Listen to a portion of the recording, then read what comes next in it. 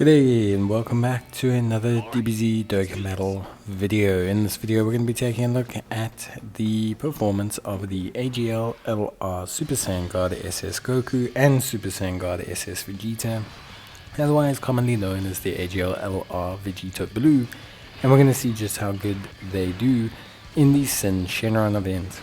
Now obviously as a unit I think they're pretty good. I think they bring a lot to the table, and I like them a lot. Some people don't like them. I think they're pretty good. Obviously, could they be better? I think yes. I think a very small change would actually make them excellent. I think them greatly stacking attack on their 12 key would pretty much solve all of the concerns that people have around them.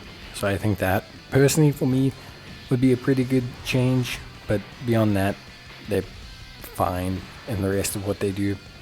I actually think they're really solid. And yeah, I like what they bring to the table. So just to talk about them for a bit before we talk about obviously the Syn Shenron event. So, they're a Battle of Fate, Future Saga, or Power Beyond Super Saiyan lead. They also have additional coverage for Realm of the Gods and Time Travelers, and then they're also 150% superclass. So they're a pretty wide lead, which I think is something great. They raise attack permanently on their 12 key, raise defense permanently on their 18 key. They guard all attacks for 4 turns whenever there's another Future Saga category ally on the team with an additional defense of 100%.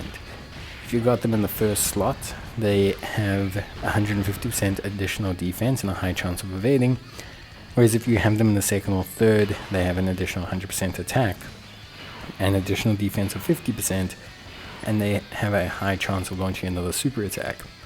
They also launch a guaranteed super attack on 20 key. And in general, they just have a pretty nice kit. I think a lot of people place them in the first slot, see some low damage numbers and think that's it, they're not great. But I love to use them in the second slot. I think it's where they really shine. They have some really good flexibility. And yeah, overall they can build up their attack nicely in the second slot and then come out looking really good. However, as you can see, there is merit to them having those first slot capabilities. That additional defense, that additional evasion, a lot of it all together really comes out looking really nice and allows you to have some additional defensive options in super hard content. And especially when you can't control your rotations, having a unit that worst case scenario you can stick in the first slot and won't get you killed is a pretty strong advocate for that unit, at least for my estimations.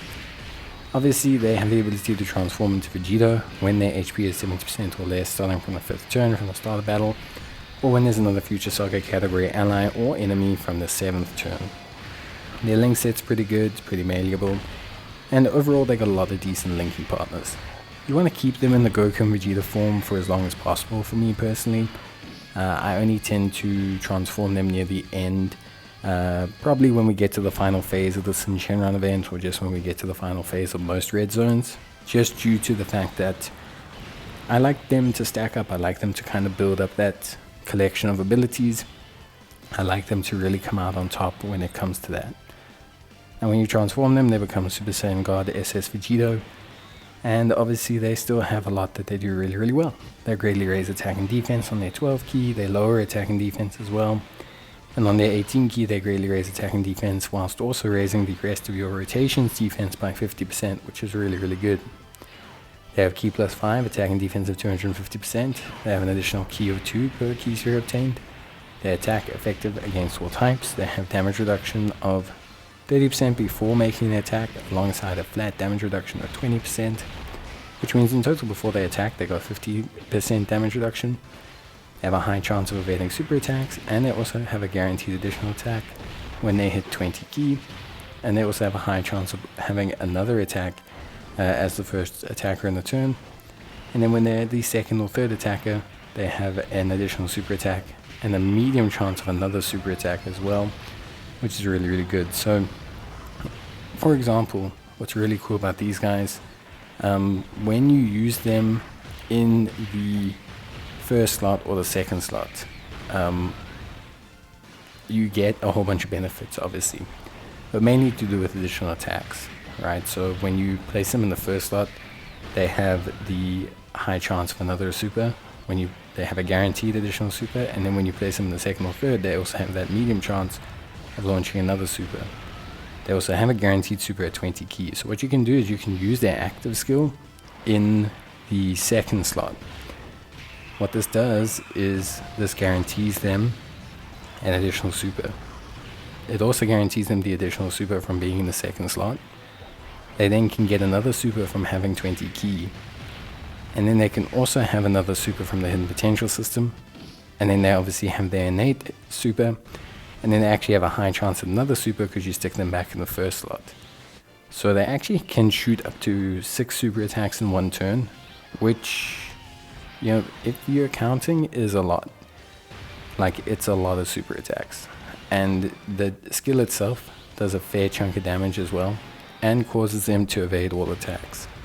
So not only do you now have, like, full evasion, which is great, but you also have the ability to fire 6 super attacks, and you're also boosting the rest of the rotation's defense by 50%.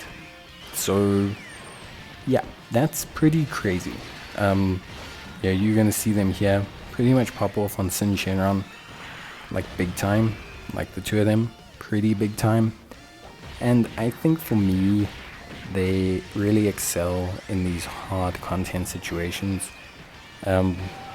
I don't find the Vegito form lackluster at all. In fact, I don't find the unit lackluster at all. I just think the amount of output, versatility, utility, and just performance in general that you get is really, really good. Like, it's really, really solid. I just think, yeah, I really don't tend to struggle with this unit. I think they were built fine. I think greatly raising attack on their 12 key would make them perfect. For me, the transform conditions I don't find unfair. I think it's fairly easy to have a future Saga unit in the 7th turn alongside them. I think the health requirement's pretty even.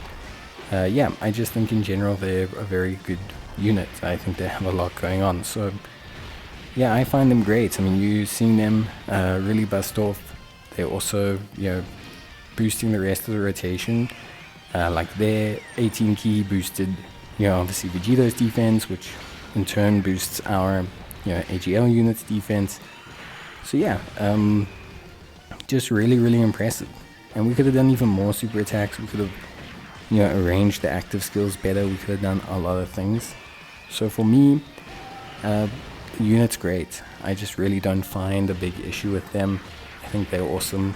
I think defensively they're fantastic. And yeah, at the end of the day, I think when you use them as a unit, you maybe not guaranteeing the win in a sense that at 55% maybe they don't clobber the units, but I think, yeah, I think their output, yeah, says enough. I think they have enough going on that honestly I'm really just impressed with how well they do overall. So yeah, that's basically it. Honestly, really good unit. Let me know what you guys think. See you next time. Bye.